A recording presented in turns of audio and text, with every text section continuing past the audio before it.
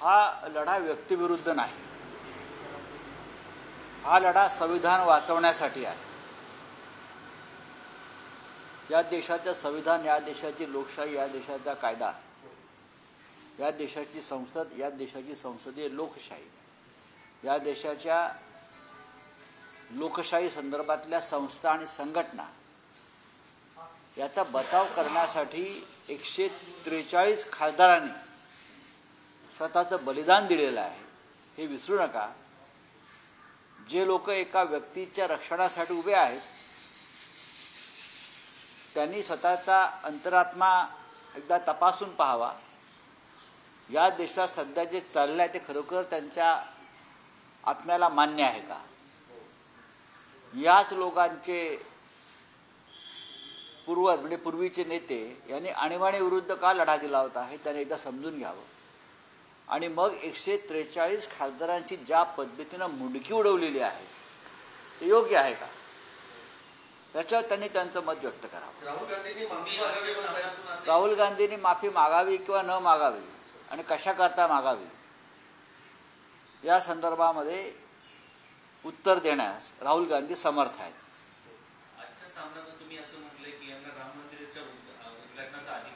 आहे का? हे लोकशाहीच्या मंदिराचं स्मशान केलं.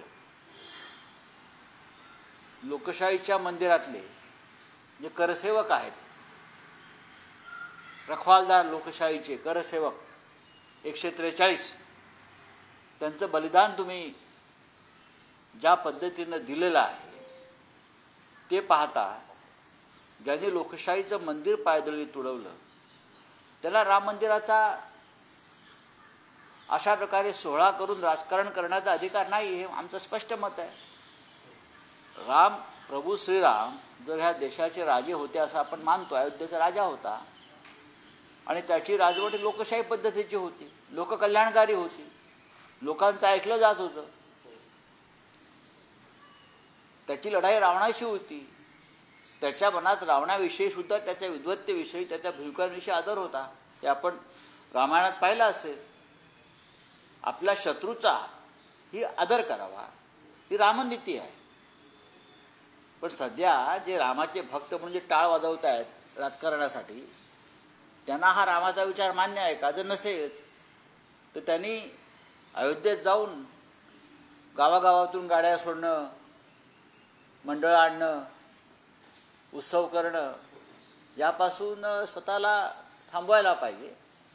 लोकशाहीच्या मंदिरामध्ये तुम्ही अशी हत्याकांड करायची लोकशाहीची, लोकप्रतिनिधींचं बलिदान आणि हौतात्म्य द्यायचं आणि तुम्ही एका दुसऱ्या बाजूला राम मंदिराच्या भजनात सामील व्हायचं, यासारखा देशाचा दुसरा अपमान आणि देशाच्या लोकशाहीची मिमिक्री आणि मॉकरी नाही.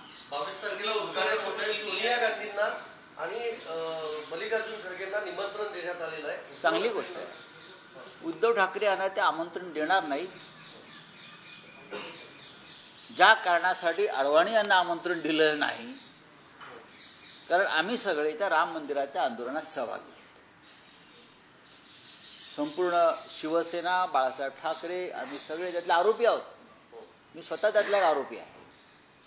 त्याच्यामुळे ज्यांनी त्याग केला आहे राम मंदिरासाठी, मग अडवाणी जे असतील, मुरली मनोहर जोशी असतील, उद्धव ठाकरे असतील, आम्ही सगळे असो, आम्हाला ते बोलवणार नाही त्याची आम्हाला खात्री आहे. ज्यांचं कोणतंही योगदान तिथे नाही त्यांचा तो सोहळा आहे. आणि ज्यांचं योगदान आहे राम मंदिराच्या लढ्यात, त्यांना अयोध्येच्या सीमेवर सुद्धा ते येऊ देणार नाहीत. त्या दिवशी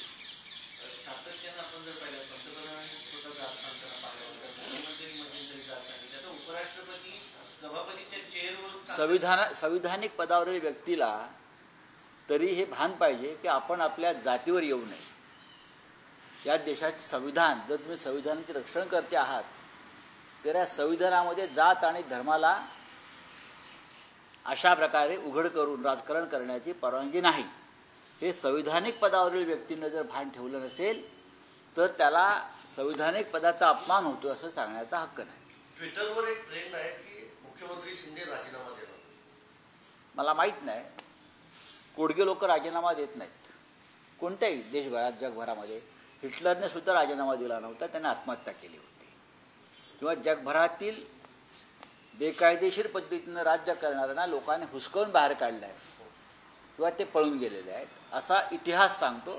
माझं कोणाविषयी व्यक्तिगत मत नाही. आगामी काळात तो मुख्यमंत्री होईल हे सांगता येत नाही. प्रत्येकाचे आक्षेपीन येणार असं फडणवीसांनी म्हटले. त्यामुळे बाकीच्यांचं काय होणार असा प्रश्न उपस्थित झाला. पण माझ्या माहितीप्रमाणे फडणवीस यांचे आच्छेदिन येत आहेत. एक महत्वाचं आहे की जितेंद्र आव्हाडांनी एक ट्विट केले सर, काल अधिवेशन संपल्यावर RSS आणि भाजपची बैठक झाली. त्या बैठकीत असं ठरलंय की भाजपनं स्वबळावर एकट्यानं लढावं, ज्यांच्यावर डाग आहे त्यांना सोबत घेऊ नये. जर एकटं लढलं तर भाजपला यश मिळू शकतं अशी शक्यता वर्तवली जाते आणि आव्हाडांनी तसा दावा देखील केलाय. नाही, मला कल्पना नाही. बहुतेक त्यासाठीच राज्याचे मुख्यमंत्री हे RSS मुख्यालयात गेले असते.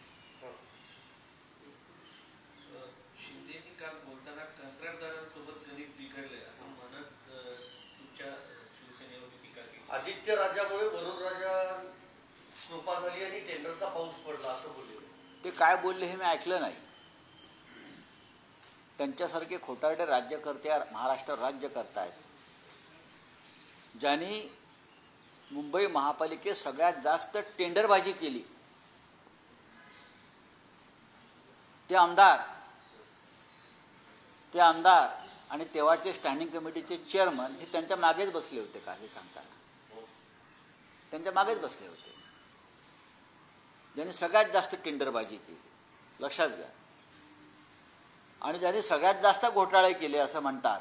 काही त्यांनी जे काय सांगितलं, काय कोविड असेल, अमुक असेल, काय खिचडी काढलं, ते सगळे टेंडरबाज लोक शिंदे गटामध्ये आहेत.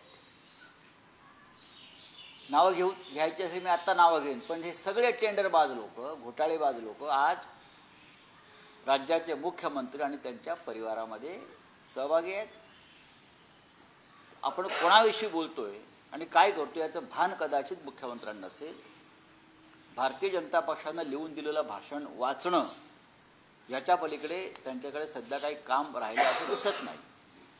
कोविड घोटाळ्याचा विषय जर तुम्हाला सांगायचा असेल तर काही दिवसापूर्वी मी स्वतः मुख्यमंत्र्यांना पत्र लिहिलेलं आहे या संदर्भात.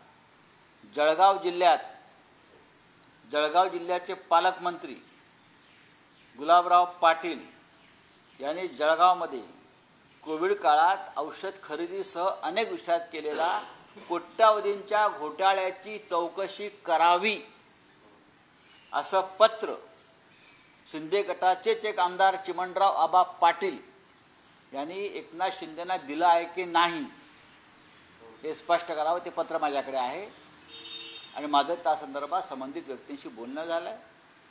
आणि त्या घोटाळ्यामध्ये साधारण तो 27 कोटीचा घोटाळा आहे. त्या घोटाळ्यामध्ये त्यावेळचे सिव्हिल सर्जनना निलंबित करण्यात आलं होतं आणि त्याचे सगळे धागेदोरे हे गुलाबराव पाटील पालकमंत्री यांच्यापर्यंत पोहोचतात. हे त्यांच्याच पक्षाचे आमदार फुटीर चिमणाबा पाटील यांनी मुख्यमंत्री एकनाथ शिंदे यांना पत्राद्वारे ही माहिती दिलेली आहे. काय म्हणतात एकनाथ शिंदे? आधी तुमच्या आजूबाजूला जे बसलेत ना मांडीवर, भ्रष्टाचारांची मांडी चेपली आहे,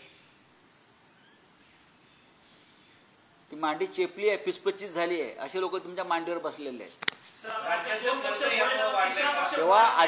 तेव्हा आधी चिमणाबा पाटील यांनी केलेल्या तक्राराची चौकशी करा कोविड घोटाळ्यातील, आणि मग तुम्ही मुंबई महानगरपालिकेपर्यंत या.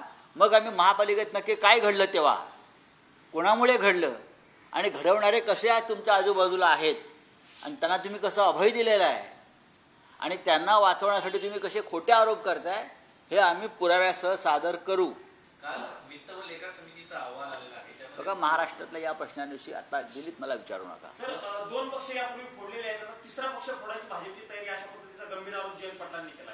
मग तिसरा पक्ष म्हणजे काँग्रेस म्हणायचं जयंत पाटला? नाही, मला कल्पना नाही त्याविषयी, पण भारतीय जनता पक्षाचा साधारण तो एक अजेंडा आहे देशभरात. उद्या यातले काही लोक परदेशात जाऊन परदेशातले पक्षही फोडतील, कारण ते त्या नशेत धूत आहेत. पक्ष फोडण्याची एक चिलीम त्यांच्याकडे आहे, ती चिलीम मारून ते पक्ष फोडायला निघतात त्या धुंदीत आणि त्या नशेत. चला, ठीक आहे, धन्यवाद. राज्यसभेमध्ये अमित शहा कायदा विधेयक मांडणार आहे, त्याच्यावरती विरोधकांनी प्रचंड विरोध केलेला आहे. केलाय, त्यांचं म्हणणं ऐकून घेतलं जात नाहीये. कोणाचं? विरोधकांचं. विरोधकांचं म्हणणं जर ऐकलं असतं तर 143 खासदारांची मुंडकी नसती उडवली. विरोधकांचं म्हणणं लोकशाहीत ऐकावं लागतं. ते जर ऐकलं असतं, ऐकण्याची मानसिकता जर असती, तर लोकसभा आणि राज्यसभेतले 143 खासदारांची मुंडकी इतक्या निर्दयपणे उडवली नसती. इलेक्शन कमिशनचं विधेयक आता लोकसभेत मांडलं जाणार आहे, त्यामध्ये बदल या विधेयकाने काही अर्थ नाही. या विधेयकाने काही अर्थ नाही. सरकारला कायदेशीर मार्गाने जी हुकुमशाही प्रस्थापित करायची आहे, त्यासाठी हे सगळी विधेयकं, ही क्रिमिनल लॉ बदलणं किंवा इतर काही कायदे बदलणं, हे धोरण सुरू आहे. चला.